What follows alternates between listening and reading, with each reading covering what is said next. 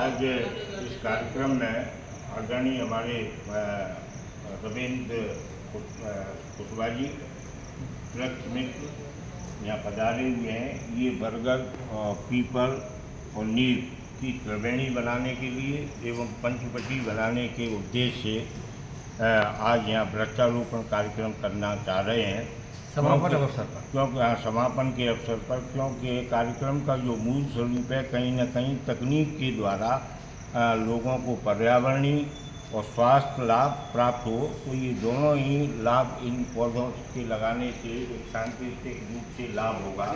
इसके साथ गुग्गल है, तुलसी है, ये पौधे बड़े आवश्यक और बड़े महत्वपूर्ण पौधे इसलिए हैं कि इन पौधों का रोपण करने से लोगों की आजीविका भी सुनिश्चित होगी और पर्यावरणीय लाभ होगा, पेड़ कटाव भी रुकेगा और जो कंपनियां हैं उन कंपनियों की डिमांड जो है औषधि के लिए वो भी पूरी होगी।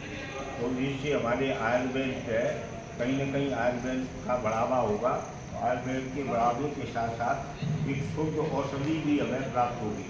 तो इतना महत्वपूर्ण कार्यक्रम आज के सुजागृति समाजसेवी संस्था एवं रविंद्र के द्वारा ये किया जा रहा है, जिसमें हमारे प्रतिभागी सहभागिता कर रहे हैं। धौलपुर से आए, यहाँ से राजस्थान से, यहाँ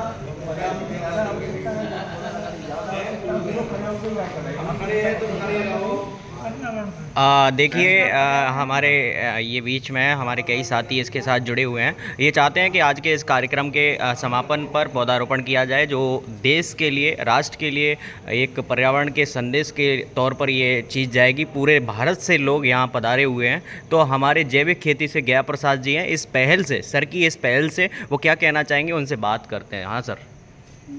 ये बहुत अच्छा काम कर रहे हैं सर। मैंने देखा है कि सर की पेड़ों के प्रति इतनी लगाव है। ये पेड़ नहीं इनके लिए भगवान का रूप। बहुत बढ़िया, क्या बात है। भगवान का रूप है। आप लोग मंदिर में एक लोटा जल का चढ़ाती हैं और कुशवाहा जी हमारे जो वृक्ष मित्र हैं वो इन पेड़ों पर ही जल भगवान का रूप मान करके जल चढ़ाती हैं। ये वास्तव में देखा जाए तो हमारी जो प्रकृति ही भगवान है। अमृत देकर कर विषपान, अमृत देकर कर विषपान, वृक्ष स्वयं शंकर भगवान जी। इसी क्रम में मैं हमारे साथी एक नए आपका परिचय जानूंगा और फिर ये सर की जो 5 पेड़ लगाने की आज इस समापन पर ये जो आपका टेक फॉर सेवा का ये कार्यक्रम है, इसका समापन है आज। तो सर चाहते हैं कि इस समापन के अवसर पर मेरी तरफ से 5 पेड़ लगें, जो राष्ट्र में एक पर्यावरण का संदेश जाए। तो हमारे साथी जुड़े हैं, परिचय के साथ बताएंगे कि सर की इस पहल के बारे में आपका क्या कहना है। नमस्कार सभी को, मैं राहुल नागर देवास से। और सर की जो एक पहल है 5 पेड़ लगाना, तो ये बहुत अच्छी पहल है, क्योंकि इंसान स्वार्थी हो चुका है कि उसके स्वार्थ की जब कोई चीज़ें नहीं बचती हैं तो वो उसका सफाई करता चला जाता है।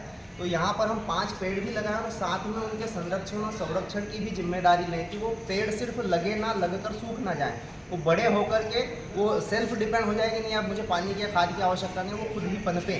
तो उसके लिए भी हमें एक प्रयास करना है, जागरूकता फैलानी है, अवेयरनेस फैलानी है, ताकि ये मुहिम जन जन तक पहुँचे। जी आपका गया प्रसाद पेड़ ही नहीं है, ये 5 देवता हैं। जी। तो इसी क्रम में हमारे साथी जुड़े हैं, उनसे मैं जानना चाहूँगा कि आपका जो पर्यावरण के अवसर पर आपको इसमें पार्टिसिपेट करने का मौका, यानी पेड़ के साथ आप प्रदर्शित होते हैं, यानी पेड़ प्रदर्शनी, यानी पौधारोपण की जो प्रदर्शनी है उसमें आपने पार्टिसिपेट किया है। तो आप इस सर की जो पहल है, इस पहल के बारे में आप क्या कहेंगे। सर की जो पहल है वो बहुत अच्छी पहल है। मैं भी पर्यावरण के साथ जुड़ा हुआ हूँ और पेड़ लगाना अच्छी बात है, क्योंकि हमारी जो मनुष्य कल्पना है ना जीवन की, वो प्रकृति के बिना संभव है ही नहीं। इसलिए सभी को पेड़ लगाना चाहिए, और लगाना नहीं बल्कि उसकी देखभाल भी करनी चाहिए। जी बहुत शानदार। और हमारे पास यहाँ पूरे राजस्थान से लोग पधारे हुए हैं। यहाँ नारी शक्तियों से मैं पूछना चाहूँगा कि सर ने 5 पेड़ इस टेक फॉर सेवा के जो कार्यक्रम के समापन है, सर ने 5 पेड़ लगाने का एक कार्यक्रम किया है पूरे हम सभी प्रतिभागियों के साथ मिलकर। तो आपको इस जो पौधारोपण है 5 पेड़ लगाने का, आपको कैसा लगा और इस बारे में आपका क्या कहना है।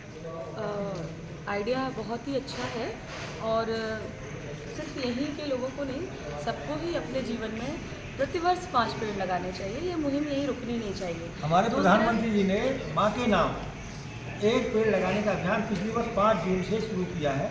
और दूसरा अभियान उनका है कि जो भी वर्षा का पानी है उसको ज़मीन में सोखना। ये दोनों आंदोलन जो हैं, एक देखिए इसमें मैं चाहूँगा कि हर घर नल से जल पहुँच रहा है, हर घर नल से जल पहुँच रहा है, लेकिन अगर हर घर वृक्ष से फल और पहुँच जाए तो हम स्वस्थ रहेंगे। तो पानी और फल और फलदार और फलीदार और फलीदार बहन जी, फलदार और फलीदार पौधों का रोपण अधिक से अधिक करें। जय हिंद, जय भारत, जय माता। जी तो मैम कुछ बोलना चाह रही थी, आप आगे कंटिन्यू रखें और परिचय के साथ प्लीज़। मैं डॉक्टर रचना चौहान। हमारा पर्यावरण को लेके जो काम है वृक्षारोपण का, ये सतत कई वर्षों से चल रहा है। दूसरी बात ये है कि पर्यावरण जो है एक्चुअली बिना ऑक्सीजन के कोई नहीं रह सकता।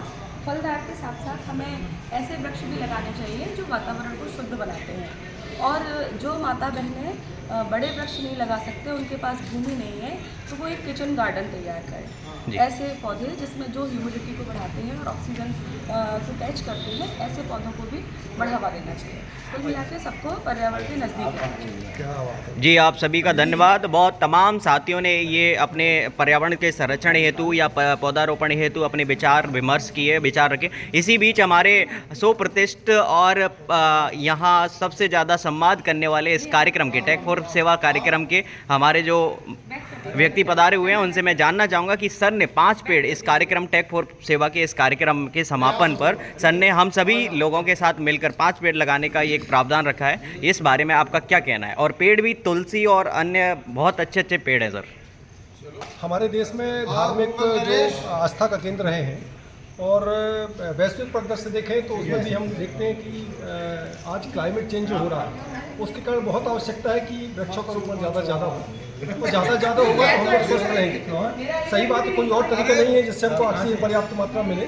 ऑक्सीजन देने के लिए जो ईश्वर ने बनाया है वृक्ष, ये सबसे अपने आप में बहुत महत्व रखते हैं। और उसके साथ में यही केवल एक ऐसी शक्ति है विश्व में जो वर्षा को आकर्षित करने की क्षमता रखता है। जहाँ वृक्ष है उसके अलावा दूसरा कोई ऐसा साधन नहीं है जिससे पानी को आकर्षित किया जा सके। यदि जल को आकर्षित करना, कहीं बरसात होना है, कराना है, तो वहाँ वृक्षारोपण अच्छा होगा। और जिस क्षेत्र में वृक्षारोपण बहुत अच्छा होता है उस जगह में वर्षा को आमंत्रित करने की आवश्यकता नहीं पड़ती। वर्षा स्वयं वृक्ष आमंत्रित कर देते हैं और पर्याप्त वो अपना आदान प्रदान करते हैं और वो क्षेत्र पर सम्मिलित हो जाते हैं। सही है, बिल्कुल आपने सही कथन रखा, तथ्य रखा। और इससे ही आप फ्लड जैसी जो बाढ़ जैसी समस्या आज देश भर में दिखने को मिल रही है, जो वृक्ष से ही रोकी जा सकती है।